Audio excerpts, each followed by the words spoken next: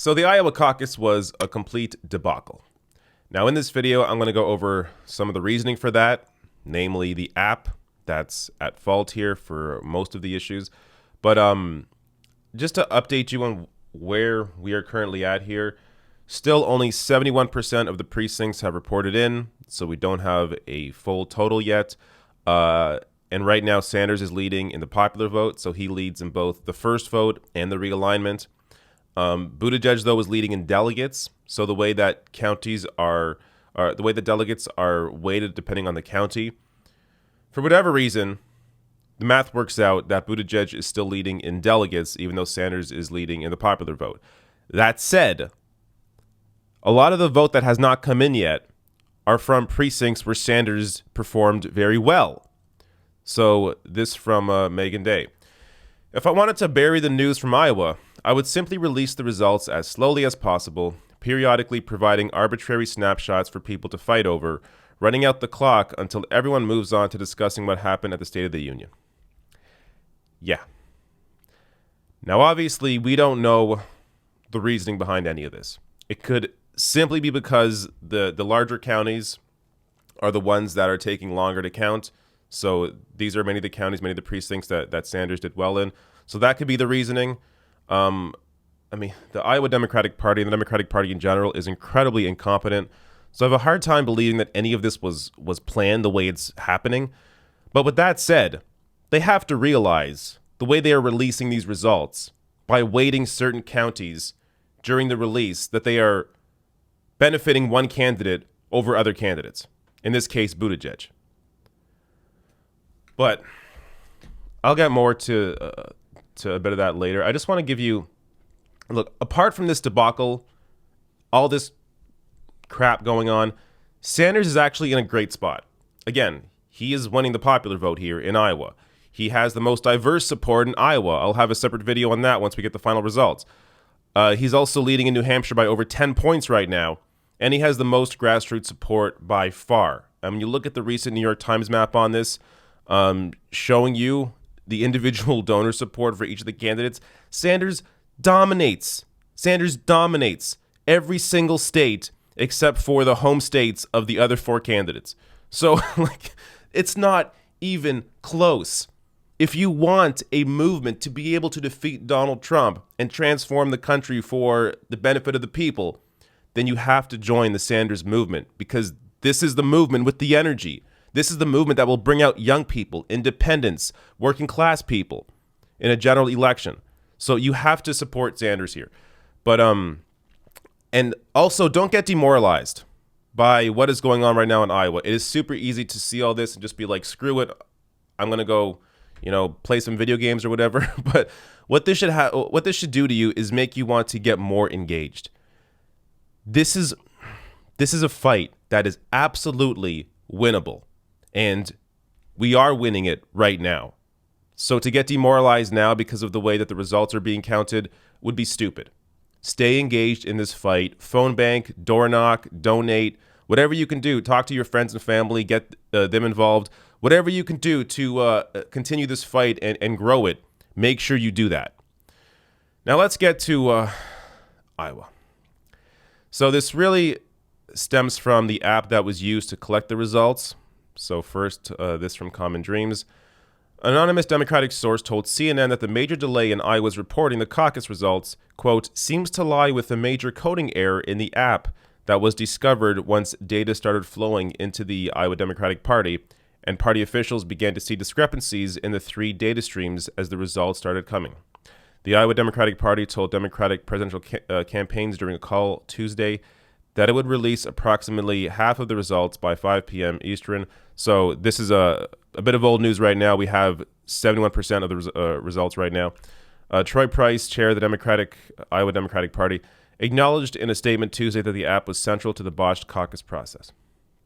So the app is, that I'm going to get more into in a second, the app is the source of most of the issues here. So even though the data collected in the app was correct, it wasn't being reported properly to the Iowa Democratic Party. Now, thankfully, the results are also on paper. So that's what's happening right now. They're being collected They're being, I guess, at some point input into the system. I don't know why it's taking so freaking long. But all the results are on paper. But again, it appears to be selectively released. So I want to show or share this tweet from chair of Polk Dems. This is an area of Iowa where Sanders did very well. So Sean tweets out here, still correct that all 177 precincts in Polk were provided to the state party at 2:30 Central Time on Tuesday. Not sure why they're not reporting all of them. We've received no questions or comments on anything since they left at that time. So all of the results from Polk County, the area where Sanders did the best in, given to the state party in the middle of the day on Tuesday, yesterday, still don't have the results from there. Now, back to the app, the source of this issue. So the app was developed by a company called Shadow Inc. More on this from AP. Shadow Inc. was launched by Acronym, a nonprofit corporation founded in 2017 by Tara McGowan, a political strategist who runs companies aimed at promoting Democratic candidates and priorities. McGowan, 34, is married to Michael Hale, a senior strategist for Pete Buttigieg's presidential campaign, which records show has also paid Shadow Inc. $42,500 for software. So a candidate that is still in the race, that right now is leading in delegates in Iowa, this campaign, the Buttigieg campaign, gave this company, the app company, $42,500. Now, we don't exactly know the details of that transaction. I'm not saying that this is the reason Buttigieg is leading right now in Iowa. We have no idea. But even having the appearance of corruption here is a problem. If this was in any other democracy, it would be huge news. Yet, I've seen Pete Buttigieg and campaign staffers on television being interviewed. Nobody is being asked about this. I don't get why this isn't a bigger story. I mean, in Canada, this would be nuts. So we have an independent, nonpartisan agency that answers to Parliament called Elections Canada. They're the ones that handle all the voting. So there is never an issue in our country with counting votes. Like, that is just the basis for democracy.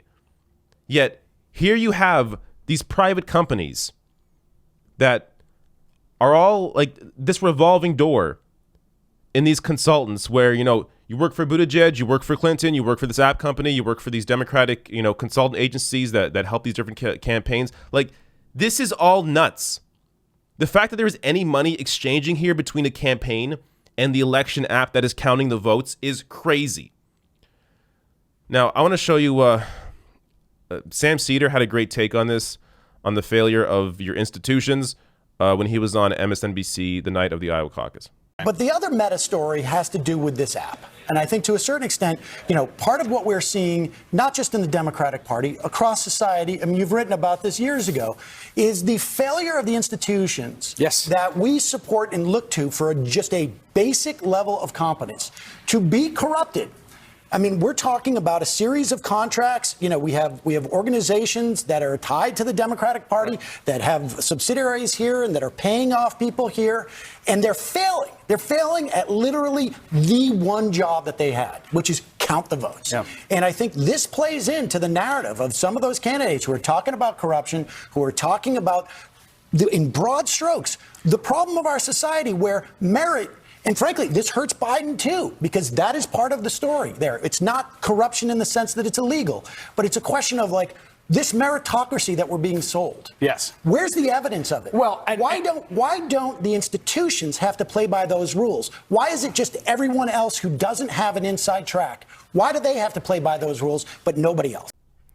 If your media was at all competent, this point would be made over and over and over and over again. But I've only seen Sam Cedar make it. And you're not going to see other MSNBC hosts or CNN hosts talk about how much of a failure the American institutions are, how you can't even do the basic thing of counting votes or trusting the results of that vote when you have one campaign giving that app company $42,000. And imagine this happened in a Latin American country. I mean, I've seen this point made again and again on Twitter, so I'm not taking credit for this. But imagine if this happened in any Latin American country. America would question the results. The U.S. government would come out and say, well, how can we possibly trust these results? They completely botched the actual counting of the votes. And on top of that, one of the campaigns gave the company that is counting the votes, gave that company $42,000. So how can we possibly trust the results of this election? I guess we have to invade now. But it happens in America? No. Nothing to see here. In America, we have free and fair elections. We are a democracy. We are of the people. Now, Shadow, the company behind the app, apologized. So it's all good. They tweeted out, "We sincerely regret the delay in the reporting of the results of last night's Iowa caucuses and the uncertainty it has caused to the candidates, their campaigns, and Democratic caucus goers." Oh, it's all better now. They apologized. This is a company ties to Buttigieg, has ties to the DNC, has ties to Hillary Clinton staffers work on the app. Like, this is the revolving door of the consultant class. And this is why they are consistently trying to push back against the Sanders campaign, because Bernie Sanders doesn't hire any of these idiots. If he becomes president, all these people are out of a job. So, do you understand now why they keep fighting his campaign? It's not because they think he's going to lose. It's because they're afraid he's going to win. And then they're out of a job. They're out of a cushy job doing crap like this app that doesn't even work. Now, because we don't have the final results yet, the Sanders campaign released their own internal numbers because their organization is actually run better than the Iowa Democratic Party and the Democratic Party in general. They had an app as well, and theirs actually worked. They had a system of counting the votes in each of the precincts, and they actually have the results as well. So they've released 60% of the results that they have so far, and here's a video on that. Hello, everybody. We have, in the interest of transparency, I know there's a tremendous amount of interest in the results, even though there's been no official tallies yet. Based on self-reported totals from precinct captains across a representative sample of Iowa precincts, accounting for 60% of the anticipated precincts, the results that we have currently are in the first round total, Senator Sanders with 29.08, Mayor Buttigieg with 21.63, Senator Warren with 19.51, Senator Klobuchar with 12.27, and Vice President Biden at 12.04. Post realignment, those numbers are Senator Sanders 29.4, Mayor Buttigieg 24.87, Senator Warren 20.65, Vice President Biden 12.92, and Senator Klobuchar 11.18. Again, these the spreads in these results have been pretty consistent all through the night. By the time we had about 15% these results have held across all the reporting. So we anticipate that this will hold probably till the end of the process. All right. So again, those aren't the final results. Those are the internal numbers counted by the Sanders campaign. But it's likely more representative of the entire state as opposed to the way that the results have been released so far by the Iowa State Democratic Party, because these results, I'm going to assume, include a lot of Polk County and the precincts that Sanders did well in addition to all the other counties as well. So this could be where we end up in terms of once all the numbers are counted, once we get more of those college towns in that Bernie's doing well in. Once we get all that in, this could be where it ends up with Bernie in first, Buttigieg in second, Warren in third, Biden in fourth. And I mean, there's so many. I'm going to wait till we get the final results to really do a report on Iowa and the winner and what it all means. But this would be the best case scenario for Bernie Sanders. I mean, winning the state obviously is the best case scenario. But in terms of the rest of it as well, Buttigieg in second is fine because he has no path to the nomination. He has 0% support from the black community. He has zero path to the nomination. He put all his money, Buttigieg put all his money into the early states. So this is the only hope he has to win anything. Warren being in third shows you there is a separation between Sanders and Warren and who has the ability to really build a larger movement. And Biden in fourth, when he was the favorite, I mean, it kind of shows you that there isn't much to Joe Biden's campaign. People are not willing to really go to bat for him. and he would be, again, a horrible candidate to put up in the general election. He will suppress the Democratic vote, as I've been saying the whole time. Iowa is just the first example showing us how Biden suppresses the Democratic vote. People are not excited about him. Young people are not going to vote for Joe Biden in a general election. They're not going to come out for that. They're going to stay home. So if you actually want to defeat Trump, if you actually want to win, get behind the campaign and the candidate that is creating and has created this massive grassroots movement.